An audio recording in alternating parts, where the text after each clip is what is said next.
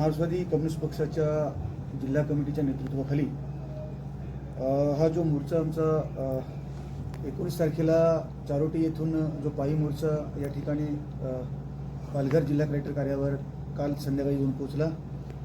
जवळजवळ शेतकऱ्यांच्या बऱ्याचशा मागण्या आम्ही या ठिकाणी निवेदन दिले होते। जवळजवळ 12 मागण्या होत्या।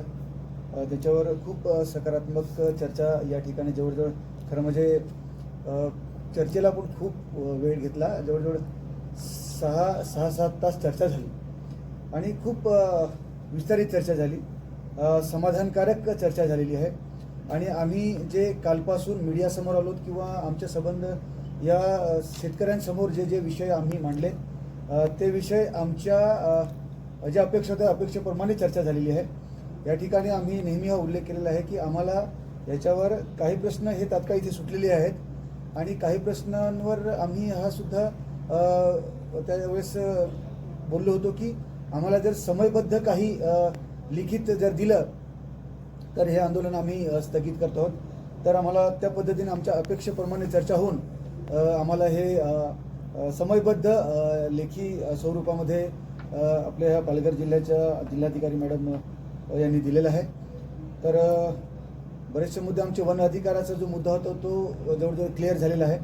आमची मागणी होती की आम्हाला सेपरेट 7/12 दिला पाहिजे आणि जे काही क्षेत्र अजून 2 गुंठे मिळालेले 3 गुंठे मिळालेले आहेत त्या ठिकाणी प्रत्येक स्थळ पाहणी करून वन जे काही अधिकारी आहेत त्यांनी प्रत्येक स्थळ पाहणी करून त्याच्यामध्ये ते क्षेत्र पुन्हा ते त्यांना वाढवून दिलं पाहिजे, वाढीव क्षेत्र दिलं पाहिजे। ते चर्चा झालेली आहे आणि आम्हाला असं लिखितही दिलेलं आहे की प्रत्येक जागेवर जाऊन स्थळ पाहणी करून पंचनामा करून त्याच्यामध्ये सुधारणा करण्यात येईल।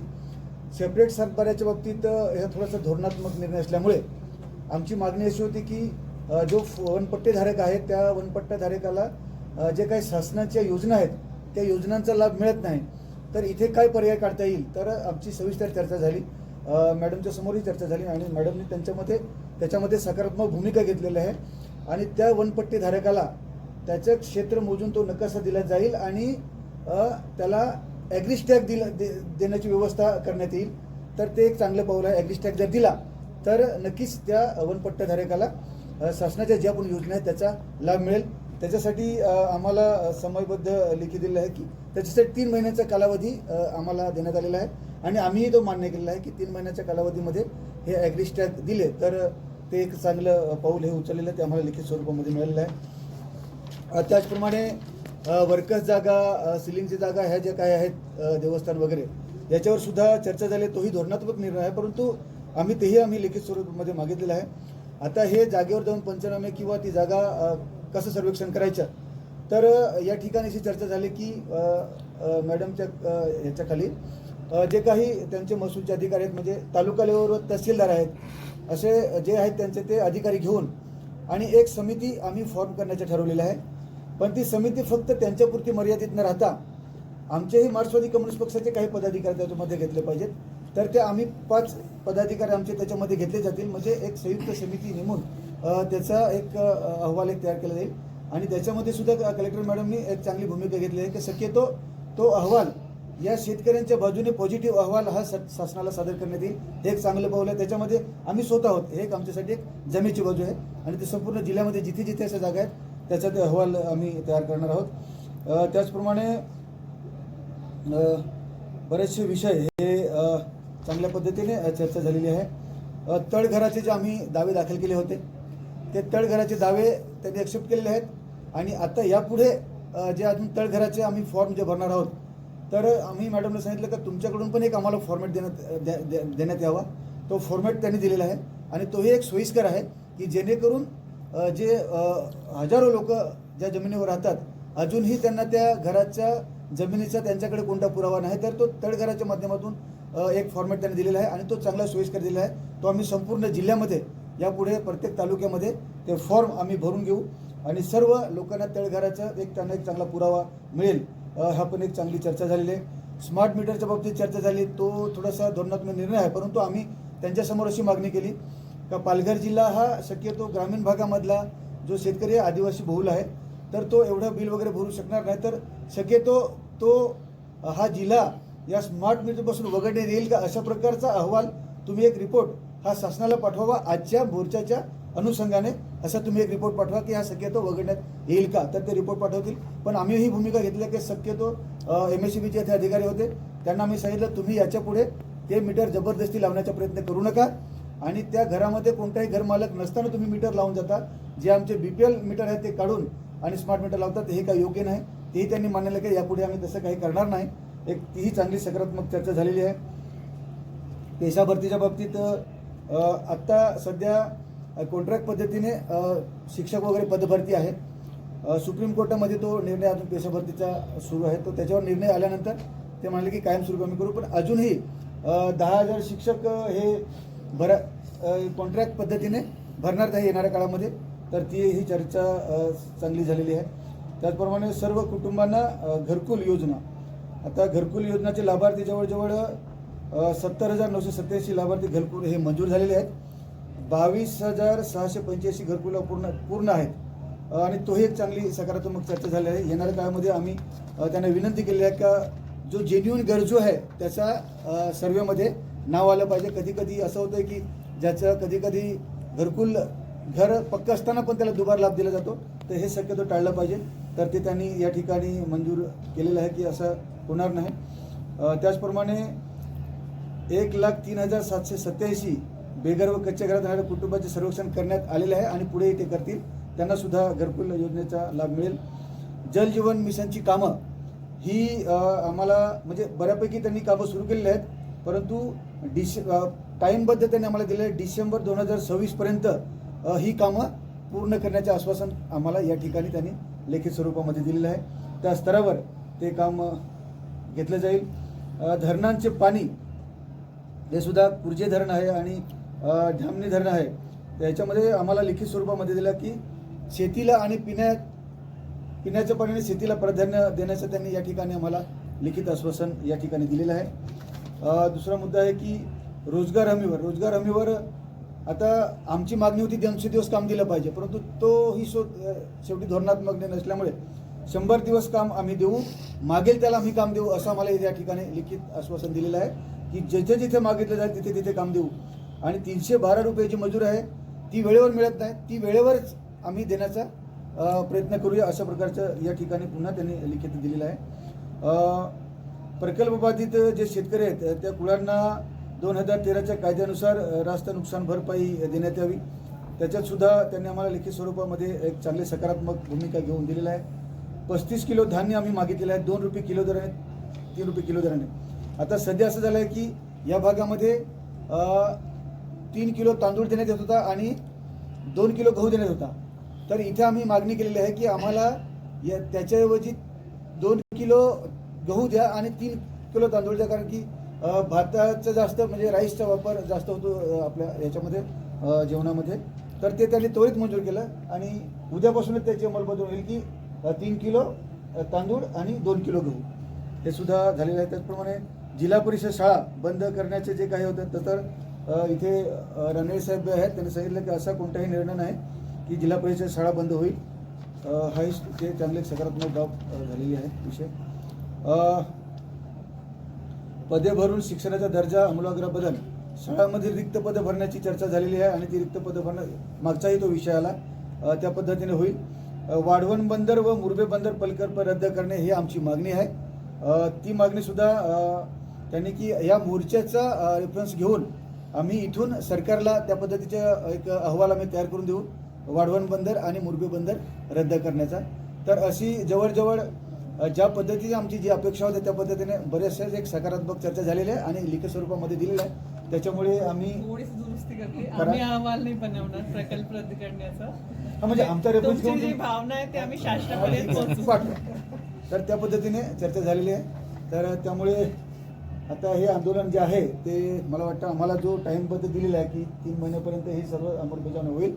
तर मला वाटतं आम्ही त्या 3 महिन्यापर्यंत हे जे आमचं आंदोलन आहे ते मला वाटतं आमचे सर्व पदाधिकारी आहेत तर ते आम्ही या ठिकाणी ते स्थगित करण्याचा निर्णय आम्ही घेऊया आणि खाली आमच्या लोकांना सांगूया की हे 3 महिन्यापर्यंत हे आंदोलन स्थगित करतो.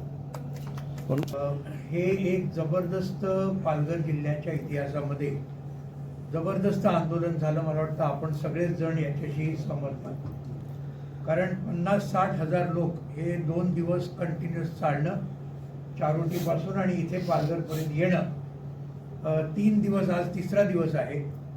आणि खरोखरच आम्ही आमच्या सगळ्या कार्यकर्त्यांचं आणि त्याचबरोबर आपण सगळ्यांनी जे मीडियामध्ये खूप मोठं आम्हाला सहकार्य केलं आपलं, आणि मुख्य म्हणजे संबंध प्रशासन, कलेक्टर मॅडम स्वतः खूप चांगली भूमिका त्यांनी सकारात्मक घेतली. त्यांचे सगळे अधिकारी जे होते त्या सगळ्यांना त्यांनी बोलावलं आणि त्या सगळ्यांनी सुद्धा अत्यंत सकारात्मक भूमिका घेतली. याबद्दल मार्क्सवादी कम्युनिस्ट पार्टीचे सगळे कार्यकर्ते, जनता, मीडिया, तुम्ही सगळे आणि प्रशासन, आणि अर्थातच जरी काल आम्हाला इथे येऊ दिलं नाही तरी पोलीस, तरी त्यांनी एकूण चांगल्या पद्धतीने हे संबंध केलं. या सगळ्यांचं आधी मार्क्सवादी कम्युनिस्ट पक्षातर्फे आम्ही अभिनंदन आणि आभार मानतो. जे महत्त्वाचे मुद्दे मान्य केलेले ते आमदार विनोद निकोलेंनी सांगितलेले आहेत. मुख्य यातला मुद्दा जो आहे की आपण या ठिकाणी आम्ही हे सांगितलं होतं की लिखित स्वरूपामध्ये प्रशासनाकडून आणि समयबद्ध अशा तऱ्हेची मुदत देऊन प्रशासनाने आम्हाला द्यावं.